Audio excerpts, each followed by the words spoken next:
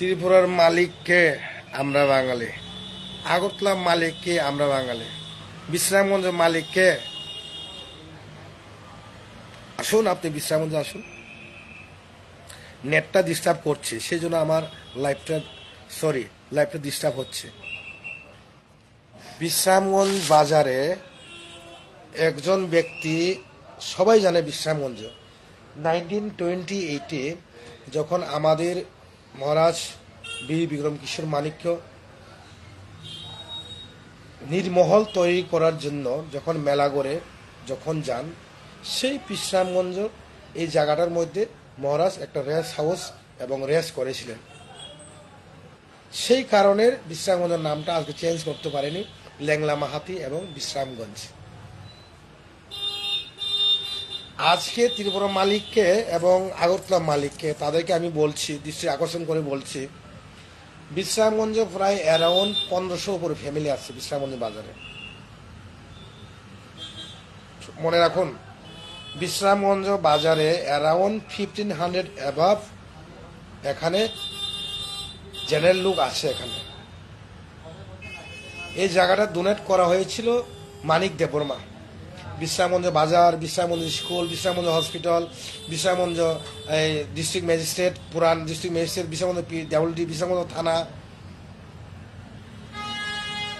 সমস্ত জায়গা মানিক দেববর্মার নামে ওখানে কাগজ আছে। রায়তি এবং দলিল আছে, ওখানে দলিল আছে।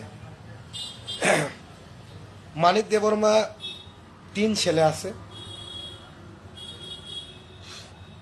ওই গ্র্যান্ডসান আছে, গ্র্যান্ড ডটার আছে মানিক দেববর্মার। সব কাগজ ক্লিয়ার আছে।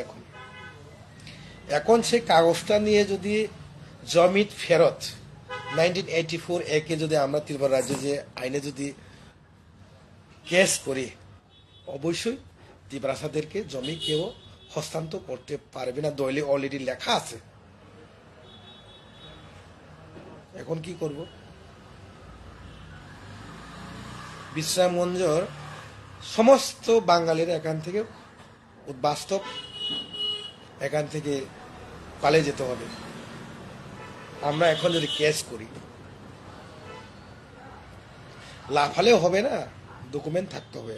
আমাদের কাছে অল ক্লিয়ার ডকুমেন্ট আছে। বিশ্রামগঞ্জ বাজারে 100 খানি জায়গার যে ডোনেট করেছিল মানিক দেববর্মা, অ্যালং উইথ পর্চা এবং দলিল।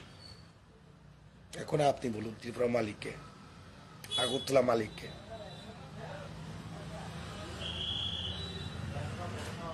আমি চন্দন চ্যাটার্জি এগেন্সে এবং গণরুদ্রপাল এগেন্সে আমি আজকে এফআইআর করছি।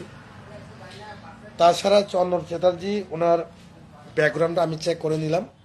উনি একজন সিলেটের লোক। উনি সিলেটের মাঝে মধ্যে সিলেটে থাকে, ম্যাক্সিমাম টাইম থাকে করিমগঞ্জ একটা ডিস্ট্রিক্টের মাঝখানে, শিলচর করিমগঞ্জ মাঝখানে। উনি ত্রিপুরার লোক না। উনি এখানে উস্কানিমূলক করে, ইন্টারফিয়ার করে এখানে দাঙ্গার একটা সৃষ্টি করতে চেষ্টা করছে, যেটাকে ত্রিপ্রাসাদের 125 অ্যামেন্ডমেন্টটা কিভাবে আটকানো যায়। কিন্তু আমাদের মাননীয় মুখ্যমন্ত্রী মানিক সাহাজি এটাকে দৃষ্টি আকর্ষণ হয়েছে না হয়েছে না, এটা আমার জানার দরকার নেই এবং আমার জানার দরকার নাই। আপনারা যদি 200 জন লাঠি নিয়ে যদি করতে পারে, আমরা ডাউ নিয়ে 500 জন আমরা করব, এটা কোনো problem, no problem from us. This is not 1980 Tripura, this is a 2025 Tripura. Bubagra Maharaj का टीम है।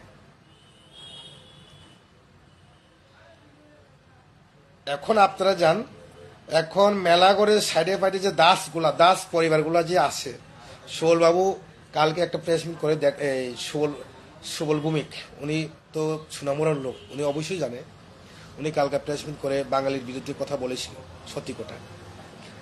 আমাদের যে নির্মহলের সাইড ফাটে যে বাড়িগুলো দেখছে, এই বাড়িগুলো সবাই অবৈধ বাংলাদেশি।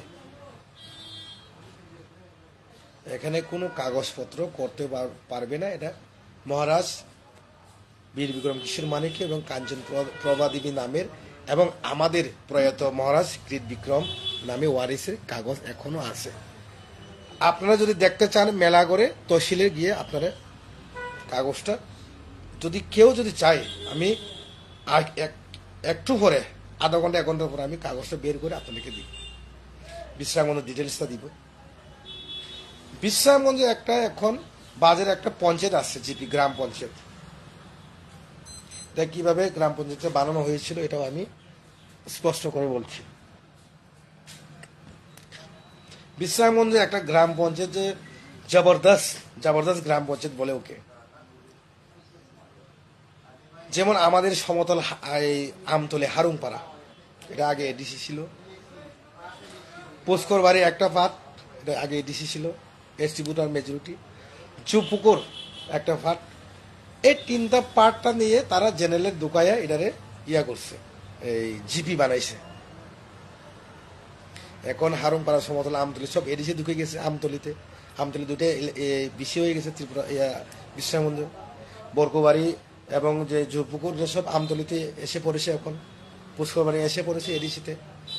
এখন টোটালি ডিজলভ হয়ে যাবে। ভিলেজ কাউন্সিল নির্বাচন করলে বিশ্রামগঞ্জ বাজারে কোনো জেনারেল থাকবে না এবং গ্রাম পঞ্চায়েত থাকবে না, ডিজলভ হয়ে যাবে 2 দিনের মধ্যে। এটা অবৈধ গ্রাম পঞ্চায়েত বলে আর কি। এইরকম সারা ত্রিপুরা রাজ্যের সমস্ত জায়গা এইভাবে তারা জবরদস্তি গ্রাম পঞ্চায়েত জেনারেল বানায়। বিশ্রামগঞ্জ আগে এডিসি, এখনো এডিসি থাকবে, জেনারেল আমরা এখানে বানাতে দিব না। কারণ আমি একটু আগে বলছি যে বিশ্রামগঞ্জ বাজারটা মানিক দেববর্মার দলিল এবং পর্চাওয়ানো আছে, 100 কানে ডোনেট করেছে। ত্রিপুরাটা কার? ত্রিপুরা কার? আগরতলা কার? সব তোদের না। আগরতলা কুর্তা হচ্ছে আপনার গরমরুদ্রের পাল, আগরতলার 4 গরমরুদ্রের পাল, আগরতলার বিরাইল গরমরুদ্রের পাল, ত্রিপুরার শিয়াল গরমরুদ্রের পাল। জাগার তোমার হতে পারবে না। তোমার শিয়াল হইতে পারে, তোমার পশু হইতে পারে, কুর্তা হইতে পারে, ইঁদুর হইতে পারে। এটা হচ্ছে গরমরুদ্রপাল এবং কোম্পানির। আমি আরো দিচ্ছি মহারানীর সঙ্গে আমার এই উদয়পুর মহারানীর লোকদের সঙ্গে আমার কথাবার্তা হয়েছিল। ওলা পেরাতিয়া এবং এই মাতার বাড়ি, ওরা তহসিলে গেছেন, এখন সব বাইর করবেন ডাটা পরিষ্কার। উইদিন 2-3 ডেজের মধ্যে আমি পরিষ্কার করে দিব ত্রিপুরাটা কার। ত্রিপুরার আমাদের, মহারাজা আমাদের, নুয়ুমা আমাদের, নির্মলা আমাদের, মেলাগড় আমাদের, বিশ্রামগঞ্জ আমাদের, সবাই আমাদের। ডিটেলসটা সবাই যেখানে বাঙালি এবং ত্রিপুরা মিশ্র বসতি, সবাই আপনারা যার যার তহসিলে গিয়ে আপনারা কাগজ বাইর করুন। উইদিন 1 সপ্তাহের মধ্যে দুধ কা দুধ, পানি কা পানি পরিষ্কার করে দিব। আগরতলা কা, ত্রিপুরা কা। আগরতলাও আমাদের, ত্রিপুরাসাদের, ত্রিপুরাও ত্রিপুরাদের। তো নাম চেঞ্জ করো, ত্রিপুরা নাম চেঞ্জ করো, আগরতলার নাম চেঞ্জ করো, আমাদের কোনো আপত্তি নাই, পারলে করুন। খালি বললে বললে হবে না তো। 125 অ্যামেন্ডমেন্টটা আটকানোর জন্য এভাবে মেড ইন চাইনার মতো তৈরি হলে তো হবে না। না, আগরতলার নাম চেঞ্জ করুন, ত্রিপুরার নাম চেঞ্জ করুন, ওই বেঙ্গল দিয়ে দাও, আমাদের আপত্তি নাই, পারলে করুন। কথা বললে হবে না। আমার একটা রিকোয়েস্ট, সবাই যার যার বিসিতে মিশ্র বসতি এরিয়া, যার যার এরিয়াতে তহসিলদারের গিয়ে ম্যাপটা বাইর করুন, জায়গাটা এখন কার নামে আছে। জিনিসটা খালি বললেও হবে না। কিছু লোক অশিক্ষিত লোক, বাঙালি ভাইদের মধ্যে কিছু অশিক্ষিত লোক আছে, যেমন গলঙ্গরুদ্রপাল, এখন 3rd ক্লাস লোক। উনি হচ্ছে গরুর মালিক, গরুর গুমাতার যে পেশাব খাওয়ানোর লোক, সে গুমাতার মালিক, শহরের মালিক হইতে পারে গরুরুদ্রপাল, পাগলা কুর্তার মালিক হতে পারে, কিন্তু ত্রিপুরার মালিক 186 কিং এবং ত্রিপুরা আমরা। We are proudly can say with the honor of Tripura and Agartala all over the Tripura. তাই আমি ত্রিপুরাসাদের ভাই বোনদের রিকোয়েস্ট করে বলছি, বিভ্রান্ত করার জন্য কোনো প্রয়োজন নাই। খালি ডিটেলসটা বাইর করুন, আর গণতন্ত্র পাড়ার এই মুখে একটা লাঠি দিয়ে সেই কাগজটা মুখে সিপলি পিন দিয়ে সাইডে সাইডে লাগাইয়া দিও। আমাদের আর কোনো ঝগড়া টগড়ার কোনো প্রয়োজন নাই। পলিটিক্স খেলছি তো নাকি আমাদের সঙ্গে যুদ্ধ লড়বে? আমরা যুদ্ধে প্রস্তুত, পলিটিক্সের প্রস্তুত, যুদ্ধও প্রস্তুত। আমরা হাতে হাতিয়ার নিয়ে লড়াই করার জন্য প্রস্তুত এবং পলিটিক্যালিও প্রস্তুত, মেন্টালি পলিটিক্যালি সব ফিট আমরা। তাই আমি আর কিছু বেশি কথা বলবে না। আমাদের ত্রিপুরা ভাই বন্ধু যে আমি বলছি, আইন হাতে নিবেন না, রাজনৈতিকভাবে রাজনীতি খেলতে হইব। গেম ইজ গেম, শুরু হয়ে গেছে গেম, কিন্তু এটা থামবে না। কিন্তু বেলাইনি হাম্বাই খুলুমকা, নমস্কার।